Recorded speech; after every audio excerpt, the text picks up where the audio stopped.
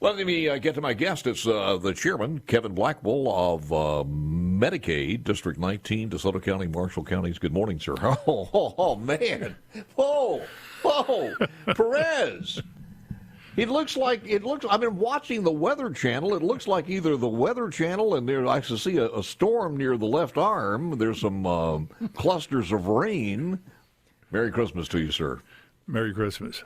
If you folks haven't been on SuperTalk TV, now's a perfect time to do it, or to C-Spire Channel 70. We're located on C-Spire Channel 70 next to the Weather Channel. If you're flipping back and forth and seeing Kevin's Christmas jacket, you will not notice many difference from the Weather Channel. So there you are. There is a line going from DeSoto County shoulder number 1 to DeSoto County shoulder number 2.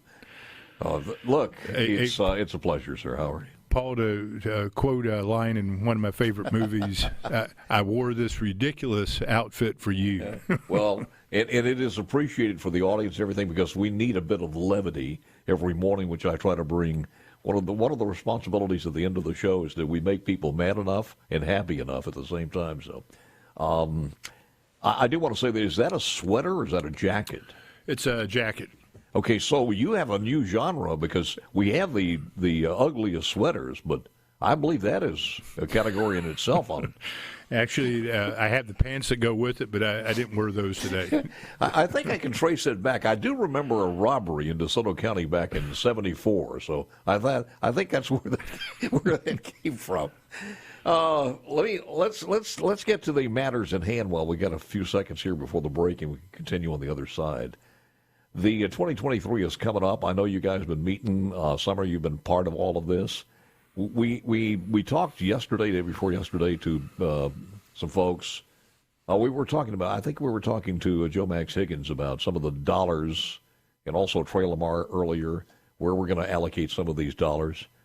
And we constantly say that we've got to have some kind of rebate program for the hospitals, small hospitals out there. Is that being worked on, and what form or fashion is that going to take as far as a rebate's concerned? Or should it be called a rebate? I'm not sure about any rebate. I know we are having discussions with the hospitals and maybe trying to take a look at see how we can increase reimbursement to them. That's one of the major issues. Costs keep going up in healthcare, supplies, employees, and particularly for a lot of the hospitals on the nursing side. But the reimbursement continues to be level, and in some cases it actually decreases. So we're going to be taking a look at seeing what we can do there.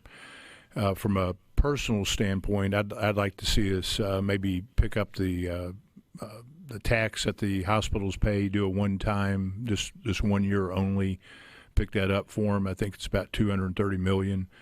I think it will give them a little bit of breathing room while we continue to work through the reimbursement issues. How advantageous would that be to the smaller hospitals? Because most of that's going to be on the larger hospitals. Well, it would be a benefit to all the hospitals. I don't know what the individual hospitals pay, but any relief I think would be appreciated.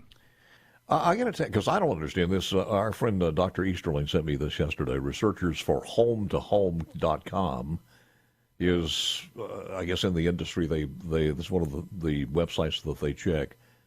Had a resource for information on health care and personal care. Examined data from the U.S. Census Bureau to determine which states spend the most on health and hospitals. The following top 10 in the United States of America from their analysis. Number 10 was Utah. Number 9 was Iowa. Number 8 was Washington State. Missouri was number 7. Number 6 was Kansas. Number 5 in the United States of America as far as cost, who spent the most on health and hospitals, was the state of Mississippi. So we're the 5th most in the United States of America. For just your information, the top 4, Alabama, North Carolina number 3, Wyoming number 2, and South Carolina was number 1. I don't understand that when we say this, for just as a citizen out there, when you say spend the most for health and hospitals, what does that mean, though? Their cost on the difference between the cost and the reimbursements? I'm not exactly sure because I haven't seen the study that you're talking about, but the Hospital Association has presented to us, as far as expenses go, we're one of the cheaper states for health care. But this is the health and hospitals cost of what they spend, so we're one of the top in the country, number 5 as a matter of fact. So all of that's going to be wrong. What committee is that going to come out of? And it's not going to come out of Medicaid. It'd come out of where? Probably public health. Yeah. Let's talk about Medicaid. What's the powwows over the summertime come up with? Any strategy at all, or what's going to happen there?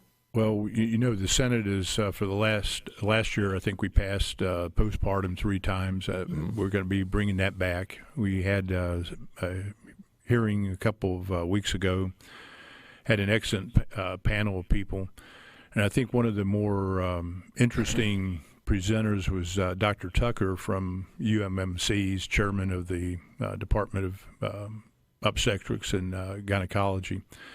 And I had asked him to present on the physiological impact that a birth has on a woman's body.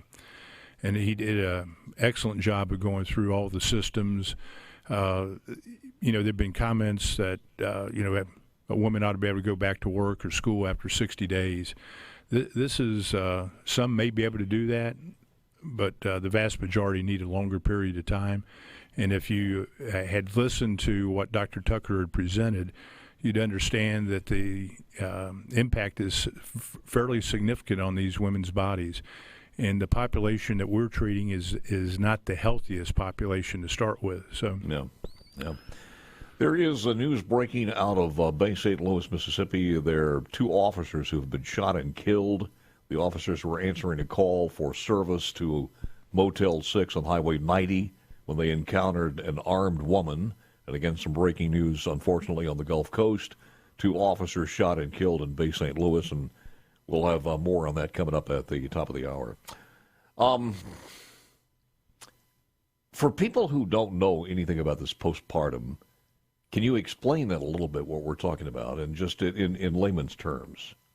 All right. Currently, women who qualify for Medicaid and who are pregnant have coverage up to 60 days after they deliver. During this public health emergency that we've had, the federal government extended that period indefinitely. Since then, most states have gone ahead and received waivers from CMS to extend that care to a year, and that's all that we're trying to do is extend it to a year. The questions that have been asked of me is, if they're on Medicaid, why would after a period of 2 months they be kicked off of that?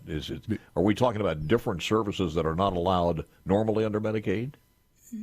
That's correct. So, as it existed before the pandemic, a woman would deliver, and after 60 days, she'd be disenrolled from Medicaid, so she'd have no health care coverage.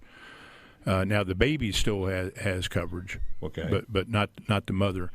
And about a third of deaths occur after that 60-day period. I'm missing something here, and I hate to be so dumb, but if she qualifies for Medicaid, she's in that income level. She doesn't. Well, she's in the maybe. She's in a different level. Yeah. Okay. All right. So they don't qualify. So during the pandemic, with the extension, some women received termination letters, and you may have seen something in the press about this, some confusion. But they received termination letters coming off the managed care, but they were enrolled in the fee-for-service side of things.